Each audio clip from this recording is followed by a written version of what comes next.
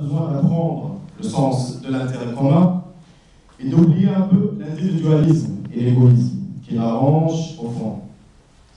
De s'inspirer de la vraie valeur de l'engagement, la responsabilité et l'honnêteté. L'honnêteté envers soi-même et envers la communauté. Si cette même jeunesse s'unit et s'affirme qu'elle est là pour bâtir l'Afrique qu'elle veut, il faut que cette jeunesse prouve qu'elle est digne de cette confiance et qu'elle peut assurer la continuité pour le développement de notre continent, sa prospérité et sa vraie unité, par le travail et son calcul, par l'esprit de l'unité. En 2015, lors de la célébration de la Journée internationale de la jeunesse africaine, le 12 août, ayant pour thème l'engagement civique des jeunes, la présidente de la Commission de l'Union africaine a mis au défi la jeunesse de ce continent à être plus innovatrice.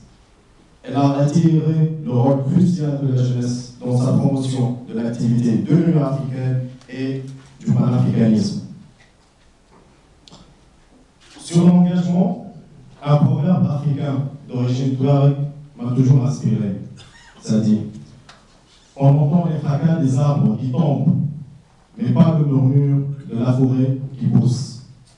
Aujourd'hui, nous, jeunes Africains, avons la responsabilité de bâtir pour un avenir meilleur, pour la prospérité et pour la paix de notre cher continent.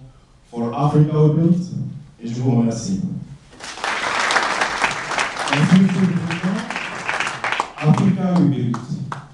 Alors, ce slogan nous interpelle, nous les jeunes. Et pour cela, nous aimerions bien, on va entendre par la suite Madame Njenga, chef de la Division Jeune par intérim de l'Union africaine, pour parler à ces jeunes frères, les jeunes que nous sommes. Merci beaucoup. Sur l'ovation.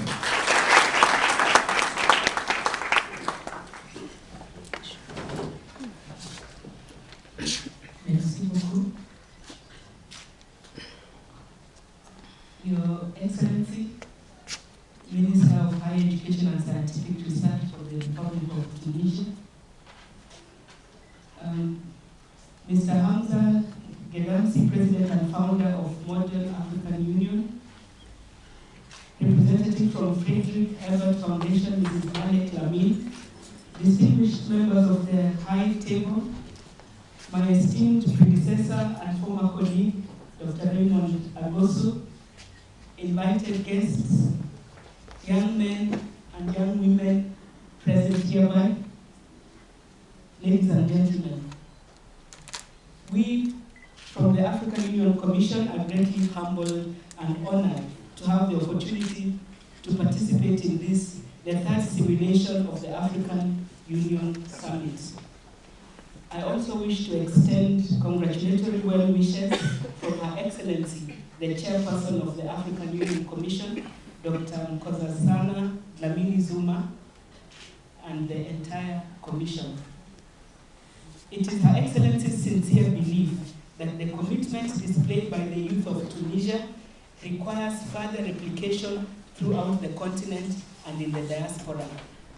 It is for this reason that Her Excellency looks forward to extending the networking between this initiative and the initiative of establishing African Union clubs in schools and colleges across Africa.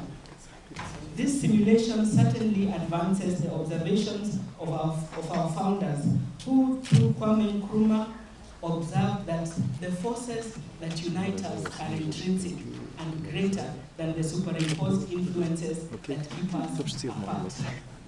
In this respect, I call on young people to endeavor to learn more international languages to make it easier to communicate at such an event such as this.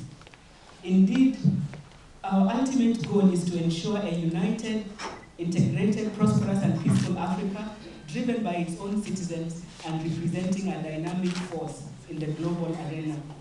Such an Africa ought to holistically address the needs and aspirations of young people who constitute over 65% of our population. This is what motivated Africa's leaders to conduct worldwide consultations during 2013 with a simple question to all Africans here and in the diaspora: what type of Africa would you want to see in the year 2063? Dreaming long term has offered us a blueprint for Africa's development over the next 50 years or so. The product of those dreams has given the continent a new lease of life through the aspirations and program of Agenda 2063, the Africa we want. Through the 7 aspirations, one of which is an Africa where development is people-driven, unleashing the potential of women and youth, we hope to accelerate Africa's development. We are currently seized with the task of ensuring that Agenda 2063, the Africa we want, is domesticated by all our member states and owned, especially by young people and children. I'm pleased to report that in less than 1 year, about 30 member states have actually embarked on the process of domestication of this blueprint. The task left for the youth is to ensure that all our member states domesticated and provide us with all the relevant skills and vigor for the implementation of its first 10 priority projects. In this, we desire that young people will be able to see themselves in this agenda and to identify the role that each one of you will play in its achievement. Among the flagships are the improvement of Africa's infrastructure through projects such as the Integrated High-Speed Train Network, improving and broadening access to education through the African Virtual and E-University, among other initiatives, maximizing on the beneficiation of our natural resources through the African Commodity Strategy, promoting dialogue among all relevant African stakeholders through the annual African Forum, but also fora such as this, where young people come together, is part of the path to realizing this aspiration. Increased intra-African trade through the Continental Free Trade Area, promoting free movement of people through the African passport, which will make it much easier for us to pass through the airports and immigration of the member states. As you may be aware, it's the knowledge of the common aspiration of Africans is not yet necessarily embedded in all institutions in our member states.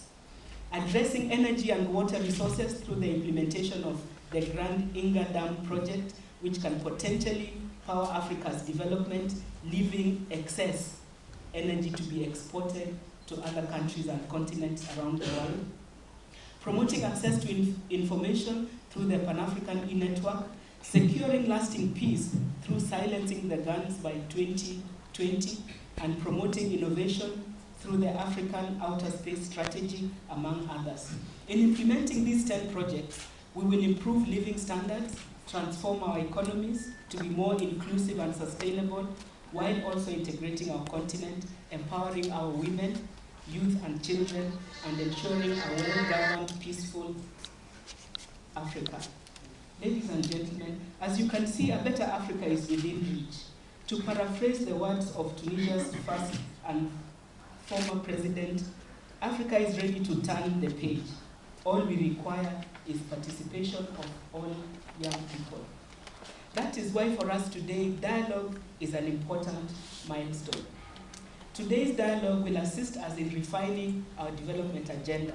This dialogue assists us in ensuring that the youth are an integral part of all our decision-making processes. This is one of the envisaged outcomes of the African Youth Charter, whose 10th anniversary we will celebrate in Banjul in the Gambia in a week's time. I take this opportunity to invite you to present the outcomes of this dialogue during that milestone event, which we will mark under the theme 10 years implementation of